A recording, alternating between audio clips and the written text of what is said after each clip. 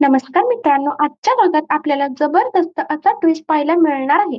मित्रांनो, सुमनने आता सायलीच्या पायावरचं तुळशीपत्र पाहिलेलं आहे. मुळातच सुमनने याआधी सुद्धा पाहिलेलं आहे, ते म्हणजे प्रियाच्या पायावरती नसलेलं तुळशीपत्र. त्यामुळे मालिकेत खूपच मोठा असा ट्विस्ट आलेला आहे आणि मालिका आता वेगळ्याच वळणावरती गेलेली आहे. पाहूया नक्की काय घडतंय ते.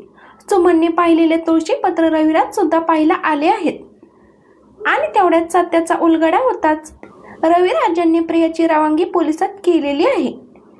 काय घडले ते सगळं काही पाहू.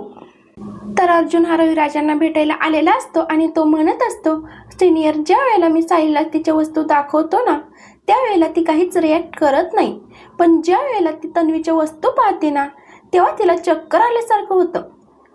तेव्हा रविराज म्हणतात की हे बघ, मला काय वाटतं माहितीये का, काहीतरी गडबड आहे.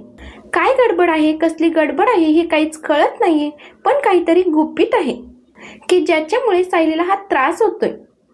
तर दुसरीकडे नागराज सुमनला म्हणतो, सुमन, तू मला एक गोष्ट सांगितली होतीस, तुला आठवतंय का ग, की आपल्या तन्वीच्या पायावरती तुळशीपत्र नाहीये. त्यावरती सुमन म्हणते की हो, मी त्यावेळेला सुद्धा तुम्हाला म्हटले होते की नाही. त्यावेळी नागराज सांगायला लागतो की अगं सुमन, तुला माहितीये का, म्हणजे तू जे काही म्हटलीस त्यावरती माझा विश्वास नाही बसला, पण त्या दिवशी मी जे काही पाहिलं ना ते खूप भयंकर होतं. सुमन म्हणते काय.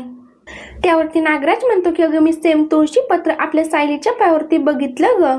सुमन म्हणते काय, ते काहीच नाही माहिती मला. तेव्हा नागराज म्हणतो, तू एक काम कर, तू व्यवस्थितपणे सायलीचा पाय बघ. ते तुळशीपत्र मला खरं वाटतंय. मला ना त्यावेळेला तुझ्या बोलण्यावरती विश्वास नाही ना ग बसला, पण आता मला तुझं बोलणं 100% पटतंय. काहीतरी गडबड आहे सुमन, काय गडबड आहे ना हे तू शोधून काढू शकतेस. सुमन म्हणते, मी सायलीच्या पायावरचं जे काही तुळशीपत्र आहे ते पाहू का. त्यावेळी नागराज म्हणतो की अगं बघ ना, तुला कुणी अडवलंय हे सगळं करण्यापासून, तू नक्कीच बघू शकतेस. आता सुमन विचार करते आणि काही झालं तरी सुद्धा जर का या सगळ्या गोष्टी खऱ्या असतील तर मला हे सगळं काही पाहायलाच पाहिजे.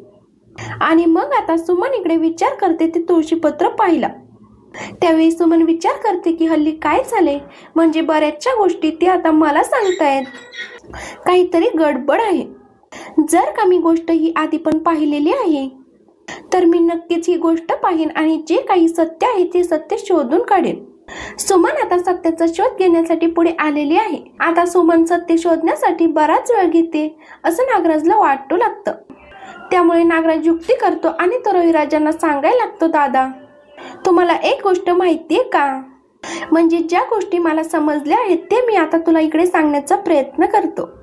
म्हणजे बघ, मला काय वाटतंय माहितीये का, मी सुमनच्या तोंडून ऐकलं होतं आपल्या तन्वीच्या पायावरचं तुळशीपत्र खरं आहे. आज सुमन काय सांगत होती माहितीये का, सुमन म्हणत होती की सायलीच्या पायावरती तुळशीपत्र आहे. तेव्हा रविराज म्हणतात की काय. तेव्हा नागराज म्हणतो की दादा, मला काय वाटतंय माहितीये का, तू एकदा खात्री तरी करून घे, काहीतरी गडबड आहे. आता इकडे रविराजांना ते वाक्य आठवतं जे वाक्य अर्जुन बोललेलं असतो, ज्या ज्या वेळेला सायली तन्वीच्या वस्तू बघते त्यावेळेला तिला आता खूपच त्रास होतो. तेव्हा रविराज विचार करतात की नाही, मला जर का काहीतरी कुठून तरी क्लू भेटला तर मी हा क्लू शोधणार. रविराज तडक येतात ते म्हणजे सायलीकडे आणि सायलीला म्हणतात, सायली, आता मी तुला जे काही विचारेन तू मला त्या प्रश्नांची खरी खरी उत्तरं देशील.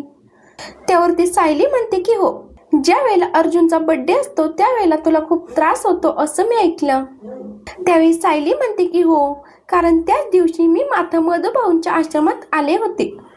ज्या वेळेला मी मधुभाऊंच्या आश्रमात आले ना त्यावेळेला तोच दिवस होता आणि म्हणूनच मला असं वाटते की त्या कारणासाठीच मला हा त्रास होत असेल. मला त्यांच्या सोबतच्या काहीतरी आठवणी असतील. रविराजांना आता ती गोष्ट जाणवते की सायली त्याच दिवशी आश्रमात गेली होती ज्या दिवशी आमचा अपघात झाला.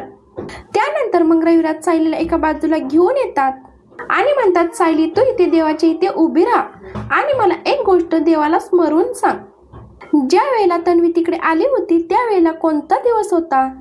त्यावेळी सायली सांगते की रविराज काका, खरं तर मला त्या दिवसाबद्दल फारसं आठवत नाहीये, पण खरं सांगू का, मी आश्रमात 2005 साली आले, 20 डिसेंबर 2005. असं म्हटल्यानंतर रविराजांना धक्का बसतो. 20 डिसेंबर 2005 ही 30 तारीख आहे आणि तेच साल आहे. त्यानंतर ते सांगते की पहिली आश्रमात जाणारी व्यक्ती मी होते. त्यावरती रविराज म्हणतात की आणि मग नंतर तन्वी आणि त्यावरती सायली सांगू लागते की हो. त्यानंतर रविराज म्हणतात सायली आता मी तुला एक थोडीशी वेगळी गोष्ट विचारू का?